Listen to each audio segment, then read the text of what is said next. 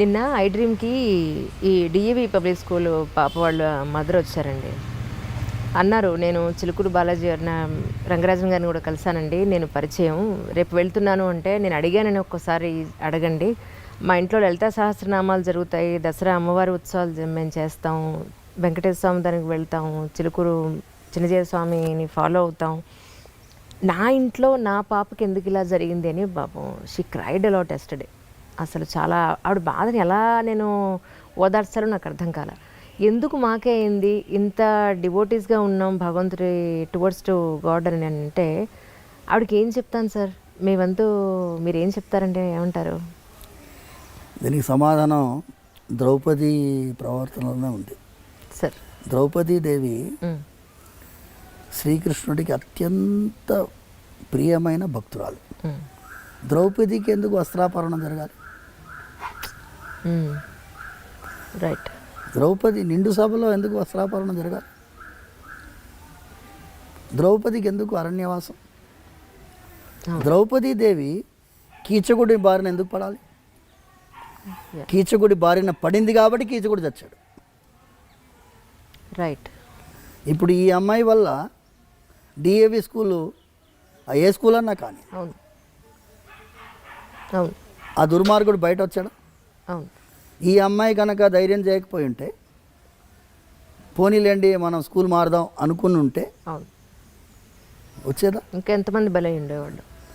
అంటే స్కూల్ యాజమాన్యంలో చాలామందికి తెలుసు ఇలా జరుగుతుందని, అయినా వాళ్ళు గమ్మునున్నారు. చాలామంది పేరెంట్స్ మా అమ్మాయి కూడా చెప్పేదండి ఏడ్చేదండి అని చెప్తున్నారు ఇప్పుడు. కానీ ముందు ఫస్ట్ వచ్చింది ఎవరు? మేము యాక్చువల్గా మీరు ఇంతకుముందు మాట్లాడుతున్నప్పుడు నాతో ఎప్పుడు ఉంటాడు, ఈ ఆడవాళ్ళ విషయంలో జాగ్రత్తలు సమాజానికి నేర్పించాలి, అమ్మాయిల్ని ఆడవాళ్ళని గౌరవించేటట్టుగా మన సమాజం మారాలి, అమ్మాయిల్ని ఆడవాళ్ళని ఒక విధమైన విలాస వస్తువుగా చూడకుండా ఒక పవిత్రమైన భావనతో చూసేటట్టుగా మన వాళ్ళు ఉండాలి. రోజు నాతో ఉంటాడు పవన్ అనేవాడు. వరంగల్ వెళ్తున్నామ్మా మేము 2019 అనుకుంటా. చిన్న అమ్మాయి 9 months అమ్మాయి. చాలా బాధ అయింది తెలుసుకొని మేము వెళ్ళి సమాజం ఫెయిల్ అయింది అని చెప్పడానికి వెళ్ళాం. Imagine 9 month baby. దారుణం. వెళ్తూ ఉన్న దారిలో ఏంటి ఇలా జరుగుతుంది ఎందుకు, దీనికి ఏంటి మనస్సులో ఒక విధమైనటువంటి ఆక్రోషం. స్త్రీగా ఈ దేశంలో పుట్టే వాళ్ళందరూ దురదృష్టవంతులా? వాళ్ళకి సమాజం గుర్తించదా? వాళ్ళకి రెస్పెక్ట్ ఇవ్వదా? వాళ్ళని సంరక్షించాలనే భావన ఉండదా అనే మాటలు మాట్లాడుకుంటూ వెళ్తుంటే, మేము సీతమ్మ తల్లిని రావణాసుడు అపహరించుకొని వెళ్తున్నప్పుడు జటాయు అడ్డుపడుతుంది. పక్షి రావణాసుడితో భీకరమైన యుద్ధం కిష్కింధాకాండలో వాల్మీకి వర్ణిస్తున్నాడు. రావణాసురుడిని నిజంగా నిశ్చేష్టుని చేస్తుంది జటాయు. అలాంటి రావణాసురుడితో ఓడిపోతామని తెలిసి సీతమ్మ తల్లిని కాపాడాలని చెప్పి జటాయువులాగా ప్రతి ఒక్క మగవాడు ఆ భావన ఎందుకు రాదు, మనం ఒక జటాయు కాన్సెప్ట్ బిల్డప్ చేయాలి స్వామి అని అక్కడ మొదలైంది ఆలోచన. అక్కడే మేము దిశ అయినప్పుడు కూడా మేము వెళ్ళాం. సో మాకేమైందంటే ఒక సైన్యము నిర్మించాలి అంటే ఒక 1000 మందో 2000 మందో 10,000 మందో మన మాటకి గౌరవించే వాళ్ళు కనుక ఉంటే బాగుంటుంది అనే ఆలోచనతో ముందెళ్ళాం. అప్పుడు అదే సమయంలో ఏమైంది అంటే, ఇక్కడ మా ఇంటి చిలుకూరు దగ్గరలోనే ఒక 3 కిలోమీటర్ దూరంలో ఒక అమ్మాయిని కిడ్నాప్ చేస్తుండే ఒక ఆయన. స్కూటర్లో కాళ్ళ నడుమ పెట్టుకున్నాడు, వెళ్తున్నాడు. అమ్మాయి అరుస్తుంది, అంతమంది చూస్తున్నారు. కానీ ఒకడు అడ్డుపడి క్యూ రోరీ లడికి అన్నాడు. నేను మరి గర్కి లడికి కుచ్ పసంద్ నహీ ఉస్కో అంటే ఆ అమ్మాయిని అడిగాడు, కోనే ఏ తుమ్ కోనే అంటే మేరకు నహీ మాలూమ్ మీ అంకుల్ కోనే అంటుంది ఆ అమ్మాయి. 2 చాప లంపకాయలు వచ్చి వెంటనే పోలీస్ పెట్రోల్ వెహికల్కి ఫోన్ చేస్తే వాళ్ళు వచ్చి ఇంట్రాగేట్ చేస్తే వాడు ఈ అమ్మాయిని ఎత్తుకుపోతున్నాడు. వాడు బెడ్షీట్లు అన్నీ ఉన్నాయి డిక్కీలో. Oh my God, my God. So వాడు కాపాడాడు. వాడు ఫస్ట్ జటాయు లాంటి వాడు. కరెక్ట్. ఇలాంటి వాడు జటాయు లాంటి వాడు మనకి సమాజంలో కొన్ని వేల మంది ఉంటే ఏం పర్వాలేదమ్మా, మీరు చేయాల్సిన అవసరం లేదు. మీరు మొబైల్ నెంబర్స్ ఉన్నాయి కదా, police vehicle, petrol vehicle. Suppose లేడీస్కి, అమ్మాయిల కాలేజ్ దగ్గర ఈవ్ టీసింగ్ అవుతుంది, ఫలానా కాలేజ్ దగ్గర ఈవ్ టీసింగ్ అవుతుంది, వై డోంట్ యూ కమ్ అని చెప్తే వాళ్ళు వస్తారు.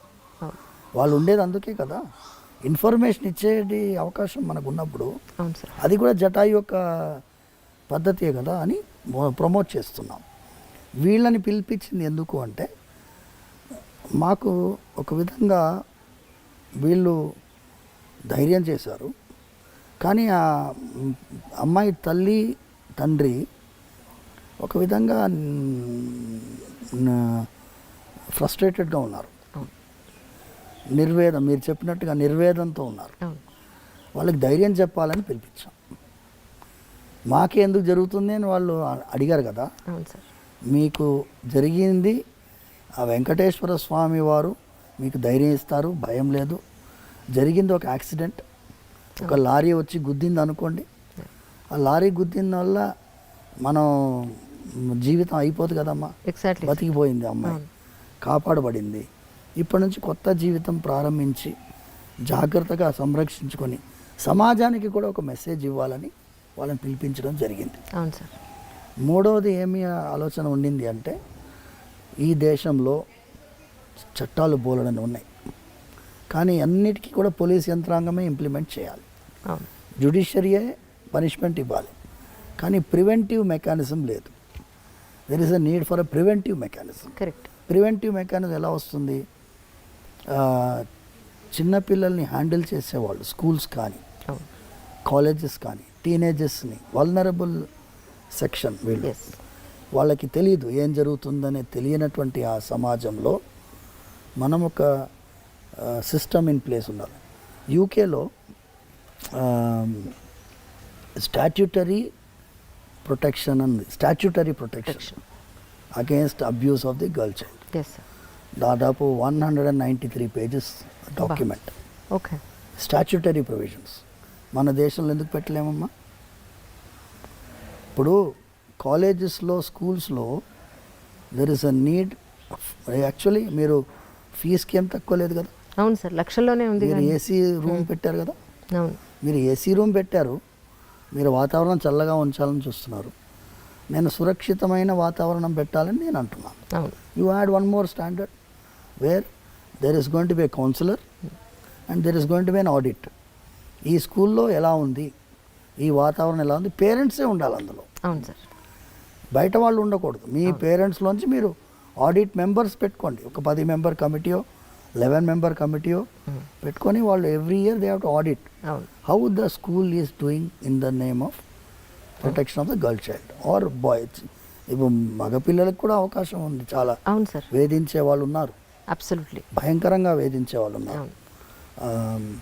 ఎందుకంటే వాళ్ళకు ఆడలేదు మగాలేదు తేడా. వరల్డ్ వైడ్ ట్రెండ్ పోయిందమ్మా, భయంకరంగా ఉంది. సమాజంలో మంచి చెప్పే వాళ్ళకి ఇవాళ రోజు చాలా పర్సంటేజ్ తగ్గిపోయింది, వాళ్ళ పర్సంటేజ్. నిన్న అమావాస్య రోజు ఎక్కడో క్షుద్ర పూజలు జరిగి శ్మశానంలో ఒక అబ్బాయిని 22 ఏళ్ళు 23 ఏళ్ళు ఉన్నట, కుకట్పల్లి శ్మశానంలో అబ్బాయిని చంపేసి అక్కడే కాల్ చేశారు వాళ్ళు. పక్కన ఆ క్షుద్ర పూజకు సంబంధించిన వస్తు సామాగ్రి అంతా అక్కడే ఉందిట. సో అబ్బాయికి కూడా సెక్యూరిటీ లేదని అనిపించింది నాకు. ఒక్కొక్క రకంగా ఒక్కొక్కళ్ళకి అదే ఈ ప్రాబ్లం ఏంటంటే అమ్మా, సమాజంలో దిగజారుడుతనం పెరుగుతుంది. దిగజారుడుతనం పెరుగుతున్నప్పుడు సమాజంలో మంచి మార్గం చెప్పడానికి చాలామంది ప్రయత్నిస్తున్నాం, కానీ మా పర్సంటేజ్ చాలా తక్కువ. మీలాంటి వాళ్ళు ఇది తీసుకువెళ్తున్నారు, దీనివల్ల కొంచెమన్నా ప్రయోజనం వస్తుందని మేము ఆలోచిస్తున్నాం. అవును సార్, అవును సార్. సరే, ఈ మధ్య నేను కంచి వెళ్ళాను. అక్కడ అమ్మవారికి కొన్ని పూజలు అవి జరుగుతున్నాయి, దాని కవరేజ్ కోసం వెళ్ళాం. ఎక్కడెక్కడి నుంచో కొన్ని వందలాది మంది పురోహితులు వచ్చారు, అందరూ యంగ్స్టర్స్. నేను అన్నాను సరదాగా, ఏమండి మీకు పెళ్ళి అయిందా అని అడిగాను. మమ్మల్ని ఎవరు చేసుకుంటున్నారండి, పురోహితులను ఎవరు చేసుకోవడానికి అమ్మాయిలు ముందు రావట్లేదు, దీని మీద మనం ఒక టాక్ చేయాలండి అన్నారు. They are from Guntur actually. తప్పకుండానండి, నేను ముందైతే ఈ ఇంటర్వ్యూ చేస్తాను, అప్పుడు అడుగుతాను స్వామిని, అడిగిన తర్వాత అప్పుడు మీ దగ్గరికి వస్తాను తప్పకుండానే. నిజానికి అమ్మాయిలు పురోహితుల్ని పెళ్లి చేసుకోవడానికి అంటే ఈ మడి ఆచారాలకి, ఆచార వ్యవహారాలకి భయపడిపోతున్నారా, లేకపోతే ఈ లైఫ్ వద్దనుకుంటున్నారా, మోడర్న్గానే ఉండాలనుకుంటున్నారా? మీరు ఎలాంటి యూత్ని చూస్తున్నారు సార్? యాక్చువల్లీ నిజంగా ఇబ్బంది అవుతుందంటారా పురోహితులు? ఇది దిల్ సే విత్ అంజలి, దిల్ సే విత్ రంగరాజు. చాలా నిజంగానమ్మా, యు ఆర్ టచ్ ది. ఇది అర్చకుల్ని మాత్రమే కాదమ్మా సార్. నేను మీ అందరికీ ఒక విషయం చెప్పాలి. మనం చేసినటువంటి కొన్ని విషయాల్లో తప్పిదాలు ఉన్నాయి. మోడర్న్ అంటాం. మోడర్న్ అంటే ఏంటి? మోడర్న్ అంటే ఏంటి? మీకు ఏం చెప్తే ఏమో తప్పు అని నాకు భయం. మోడర్న్ అంటే మీ మీ యొక్క వ్యక్తిత్వాన్ని, అస్తిత్వాన్ని, మీ పరంపరని, మీ విలువల్ని ఇవన్నీ వదిలేసేయడం మోడర్నిటీయా? దీనికి ఏం విలువలు లేవా? మన దేశం ఏంటి అమ్మా? త్యాగానికి ప్రతిరూపమైన దేశం. శ్రీరాముడిని మన ఆదర్శంగా ఎందుకు భావిస్తాం? త్యాగం చేశారు కాబట్టి. శ్రీరాముడు ఏం తక్కువ కాదు, ఆయన కంటే ఎక్కువ భరతుడు. భరతుడు శ్రీరాముడు 14 సంవత్సరాలు అరణ్యవాసం ఉండాలి, అవును సార్, వాళ్ళ తండ్రి ఆజ్ఞ. కానీ భరతుడికి కాదు కదా. అవును. కానీ భరతుడు రాజ్యం వెళ్ళాడా? వెళ్ళలేదు. భరతుడు ఏం చేశాడు? భరతుడు 14 సంవత్సరాలు శ్రీరాముడు ఎలా నారా వస్త్రాలు ధరించారు, ఎలా జటాజూటుడుగా ఉండినాడు, ఆయన నందిగ్రామంలో ఉన్నాడు, సింహాసనం కూడా ఎక్కలేదు. శ్రీరాముల వారి పాదుకల్ని సింహాసనం పైన పెట్టి 14 సంవత్సరాలు పాదుకా రాజ్యం ఉండింది. ఆయన కంటే గొప్పవాడు శత్రుఘ్నుడు. ఓకే. చాలామంది శత్రుఘ్నుడి యొక్క పాత్ర తెలియదు. లక్ష్మణుడికి సొంత తమ్ముడు శత్రుఘ్నుడు. నేను చిలుకూరులో అడుగుతూనే ఉంటాను, లక్ష్మణుడు తల్లి పేరు ఏంటి అని అడిగితే, ఒకసారి ఇలా భక్తులు ఎంత విలువలు తెలుసుకుంటున్నారు చిన్నపిల్లలు అని తెలిస్తే జనరల్ క్వశ్చన్స్ ఉంటాయి. ఇప్పుడు ప్రదక్షిణాలు స్టార్ట్ అయిన తర్వాత మళ్ళీ స్టార్ట్ అవుతుంది వైవా. ఒక పిల్లవాడిని అడిగితే వాడు అనుష్క అని చెప్పాడు. అంటే లక్ష్మణుడు తల్లి పేరు తెలియనటువంటి సమాజం మనం తయారు చేస్తాం. అవును. శ్రీరాముడితో లక్ష్మణుడు వెళ్ళాడు, భరతుడితో శత్రుఘ్నుడు ఉన్నాడు. ఇద్దరికి తల్లి సుమిత్రాదేవి. శత్రుఘ్నుడు ఏం చేశాడు? శ్రీరాముడికి సేవ చేసేటటువంటి భరతుడికి సేవ చేశాడు. ఆ సేవ చేసేటటువంటి ఒక గుణం ఉంది చూసారమ్మా, ఇది మన భారతదేశంలో ముఖ్యమైనటువంటి గుణం. ఈ గుణము ఇప్పుడు భార్యని సేవకురాలని కాకుండా శత్రుఘ్నుడి పాత్రలో గుర్తిస్తున్నాం మనం. ఇప్పుడు ఫెమినిజం వాళ్ళందరూ ఏమిటో, మేము సేవకులం కాదు, మేము ఈక్వల్ కదా. మీరు ధర్మశాస్త్రంలో ఉండే విలువలు చూడండి, ఆడవాళ్ళకి ఎంత విలువ ఇస్తుంది. ఒకటే ఒక చిన్న ఫార్ములా మీకు ఇచ్చి, ఈ టాపిక్ ఏంటి అంటే, సేవాభావంతో ఆడవాళ్ళు వ్యవహరిస్తుండేవాళ్ళు ఇంకా కూడా ఉన్నారమ్మా. వేద విద్యార్థిని పెళ్లి చేసుకోవాలనే అమ్మాయిలు ఉన్నారు.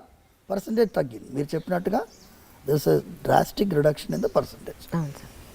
ఇంజనీరింగ్ చదివినా, డాక్టరేట్ చేసినా కూడా కొంతమంది అమ్మాయిలు మేము వేదాధ్యయనం చేసిన వాళ్ళని పెళ్లి చేసుకోవాలని కొంతమంది ఉన్నారు ఇంకా. బట్ పర్సంటేజ్ తగ్గింది. నేను ఏమిటి, ధర్మశాస్త్రంలో ఆడవాళ్ళకి పాత్ర చెప్పబడింది. ఇప్పుడు పాప పుణ్యాల గురించి ఫార్ములా చూస్తాం. భార్యకి భర్తకి నడుమ పాప పుణ్యం పర్సంటేజ్ ఎలా విభజిస్తుంది ధర్మశాస్త్రం చూడండి. భర్త పుణ్యం చేస్తే భార్యకి 50% పోతుంది. ఎంత? 50%. భర్త పుణ్యం చేస్తే భార్యకి 50% వస్తుంది. భార్య పుణ్యం చేస్తే భర్తకి 0% వస్తుంది. ఓహో, ఏం ట్రాన్స్ఫర్ అవ్వదా అయితే ఎక్కడ? ఓకే. భార్య పాపం చేస్తే భర్తకి 50% వస్తుంది. ఓహో, పుణ్యంలోనే రాదు, పాపంలో వస్తుంది అనమాట. ఓకే. పాపంలో 50% వస్తుంది భర్తకి. అయితే భర్త పాపం చేస్తే భార్యకి 0%. ఓకే. సో ఇక్కడ అమ్మాయిలకి చాలా ఇంకా ప్రయారిటీ, విశేషమైన- చాలా ప్రయారిటీ ఉంది. సమాజంలో అందుకోసం ఆడవాళ్ళు భార్య ఆజ్ఞ లేనిదే నువ్వు ఏ ధర్మకార్యం చేయడానికి లేదు. ఇప్పుడు యత్కించిత్ యథోక్తమపి దక్షిణామపి స్వీకృత్య అని అవును. చెప్తుంది.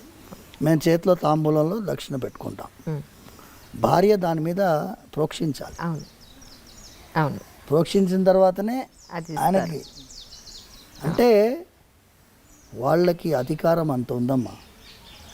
ఇది చెప్పేటటువంటి వాళ్ళు లేరు. మోడర్నిటీ అనే కాన్సెప్ట్లో పోయి వదిలేసుకుంటున్నాం. మీకేంటి హార్లీ డేవిడ్సన్ బైక్లో పోయే మొగుడు కావాలనా? నేను అడుగుతాను, అదే సార్. హార్లీ డేవిడ్సన్ బైక్లో పోయే మొగుడు కావాలా? ఏ దుర్గుణాలు లేకుండా ఒక విలువ గల జీవితం జీవించే మొగుడు కావాలా? ఎందుకంటే రుక్మిణీదేవి శ్రీకృష్ణ పరమాత్మకి లెటర్ రాస్తుంది, లవ్ లెటర్ తెలుసు కదా మీకు. ఇప్పుడు ఏమనుకుంటున్నారు, ఈ లవ్ అనేది ప్రేమ పావురాలు ఈ సినిమాలన్నీ వచ్చినప్పుడు సార్ ప్రేమ మనకి నేర్పించి బ్రిటిష్ వాడు, లేకపోతే అక్బర్, ఆ కాలంలోనే ప్రేమ పుట్టింది ఈ దేశంలో అనుకుంటున్నారు. అవును. రుక్మిణీదేవి శ్రీకృష్ణుడికి లవ్ లెటర్ రాస్తుంది ఓకే. ఎన్ని వేల సంవత్సరాల ముందు. స్టార్టింగ్ అది చాలా పెద్ద లవ్ లెటర్. అందులో మొదటి సెంటెన్స్ చెబుతాను.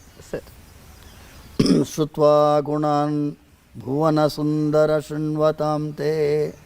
శ్లోకం మొదటి లైన్ శ్రుత్వా గుణాన్. నేను అప్పుడంతా ఫేస్బుక్ లేవుగా, అవును. అప్పుడు భారత్ మ్యాట్రిమోనీ లేదు కదా, అప్పుడు ఫొటోస్ చూసే అవకాశం లేదు కదా.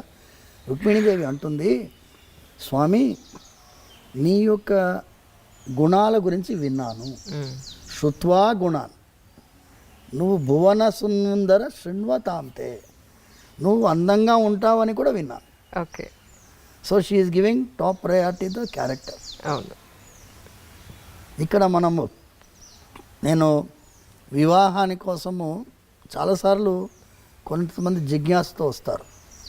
స్వామి మా అమ్మాయి వాళ్ళని రిజెక్ట్ చేస్తుంది, వీళ్ళని రిజెక్ట్ చేస్తుంది అంటే నేను అమ్మాయిని పిలుస్తాను. నేను అంటానమ్మా, నువ్వు వాడు పొట్టిగా ఉన్నాడు, కొంచెం కలర్ తక్కువ ఉన్నాడు, లేకపోతే బట్టతల వచ్చిందను. బట్టతల అనేది సహజం అయిపోయింది. అవును, అవును. 26 ఇయర్స్కే బట్టతల వస్తుంది. పడుతున్నావు. ఈ కారణాల వల్ల నువ్వు రిజెక్ట్ చేస్తున్నావు. కానీ ఒక్కసారి టెంపరీ ఐటమ్స్ మీద నువ్వు కాన్సన్ట్రేట్ చేస్తున్నావు. పర్మనెంట్ ఐటమ్ వాడి క్యారెక్టర్. కరెక్ట్. ఆ క్యారెక్టర్ చూసే క్వాలిటీ నీలో ఉండదు. క్యారెక్టర్ చూసే క్వాలిటీ మీ తల్లిదండ్రుల్లో, వాళ్ళ బంధువుల్లో ఉంటుంది. అవును. ముందంతా ఏం చేసేవాళ్ళమ్మా, పిల్లనిచ్చడానికి ఇవ్వడానికి ముందు బంధువులు వెళ్ళేవాళ్ళు వాళ్ళ ఇంటికి. అవును. అర్లీ మార్నింగ్ వెళ్ళేవారు, 6 o'clock 6:30కి వెళ్ళేవాడు. ఓకే.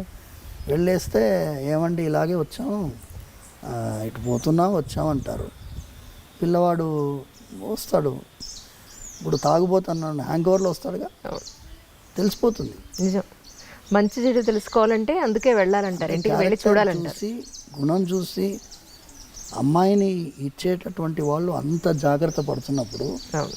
ఇప్పుడు ఏమైపోయింది, ఎప్పుడైతే ఈ ఆన్లైన్లో వెబ్సైట్లు వచ్చాయో మనకి అవకాశం లేకుండా పోయింది. అవును. లేకుండా పోయింది. మీరు చాలాసార్లు నేను మీ ఇంటర్వ్యూస్లో కూడా చూశాను, భార్యాభర్తల నడుమ ఒక విధమైన ఆర్గ్యుమెంట్స్ని హ్యాండిల్ చేసే కెపాసిటీ కూడా పోయింది. అవును. ఇది చాలా సున్నితమైన అంశం. నేను కొత్తగా పెళ్ళైన దంపతులు వస్తే నేను వాళ్ళిద్దరికీ దండలు మార్పించి వాళ్ళకి చెప్తాను, వివాహం మీరు అన్యోన్యంగా ఉండాలి, ధనధాన్య సమృద్ధితో ఉండాలి, పుత్ర పౌత్రాభివృద్ధి ఉండాలి, వీక్లీ 15 minutes ఆర్గ్యుమెంట్ కూడా ఉండాలని చెప్పి. కరెక్ట్. 15 minutes పెట్టుకోండి ఆర్గ్యుమెంట్ టైం. 15 minutesలో మీరు ఏమేమి ఆర్గ్యూ చేయాలో చేసుకోండి. 15 minutes అయిపోయాయి, 16th minute అలా మోగాలి, అయిపోయింది. So that is the period. Correct. You can make it 15 minutes or half an hour, it's up to you. Arguments లేకపోతే అందులో మజానే లేదు. నిజం. ఏ రోజు తిట్టుకునే కంటే సరే ఇప్పుడు okay noted down, we will have it on Sunday this time, ఎంత బ్రహ్మాండంగా ఉంటుంది. పర్ఫెక్ట్ అసలు. ఇది నేను సూచించేది. సార్ వాళ్ళు అన్యోన్యంగా ఎన్నోసార్లు మేము ఎన్ని వివాహాలు నిలబెట్టామంటే డైవర్స్ వరకు వెళ్ళిన వాళ్ళని కలిపాం. తల్లిదండ్రులు వీళ్ళ తల్లిదండ్రులు వాళ్ళ తల్లిదండ్రులని కొంచెం వాళ్ళని సపరేట్గా వదలండి కొన్ని రోజులు, మీరు ఇంటర్ఫియర్ కాకండి. అమ్మాయి తల్లిదండ్రులు ఇంటర్ఫియర్ అవుతారు, అబ్బాయి తల్లిదండ్రులు ఇంటర్ఫియర్ అవుతారు. ఆ వివాహం చేసేటప్పుడు ఎంత కలిసి పనిచేస్తారో విడగొట్టడానికి మాత్రం అంత టీం వర్క్ చేస్తారు. నేను చెప్పినాను, విడగొట్టడానికి టీం వర్క్ చేయకండి అమ్మా, వాళ్ళని వదలండి.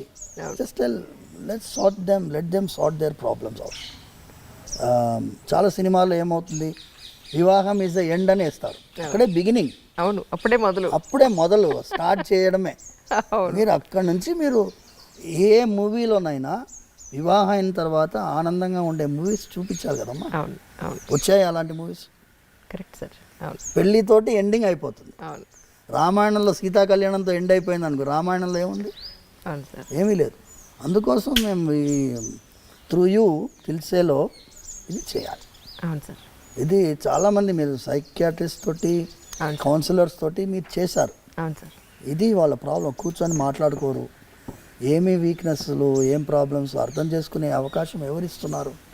వెంటనే థర్డ్ పార్టీ వస్తాడు, లాయర్ వస్తాడు, మీరు ఇట్లా రాయండి, ఇట్లా రాస్తే తొందరగా డైవర్స్ వస్తారే.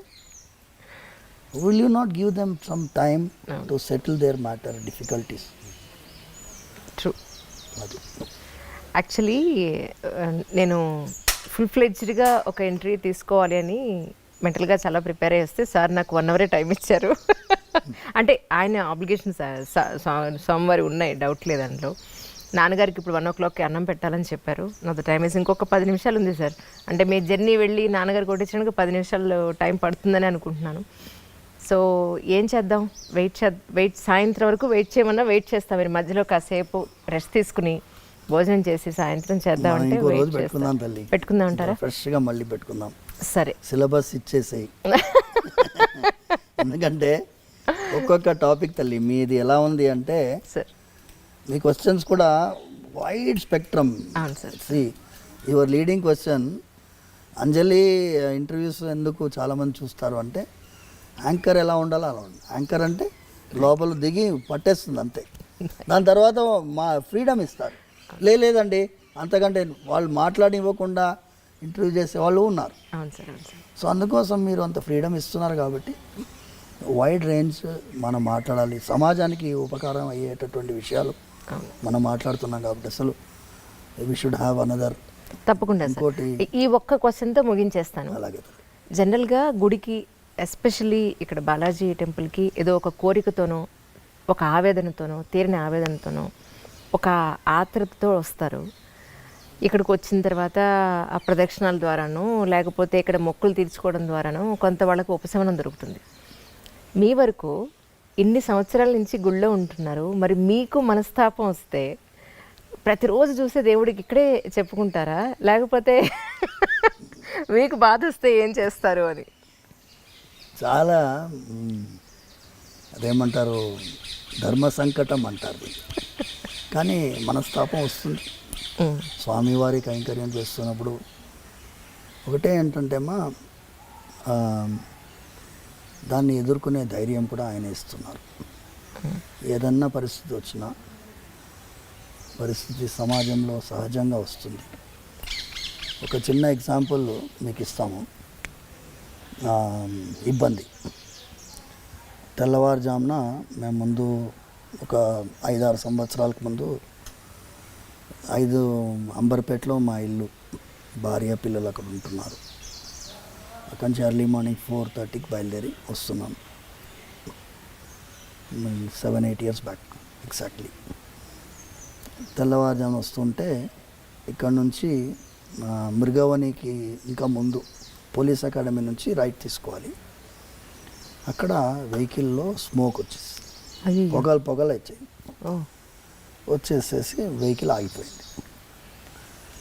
నేను ఏమైంది వెహికల్ ఆగిపోయింది అని చూసి డాష్ బోర్డ్ చూస్తే మొత్తం పొగలు.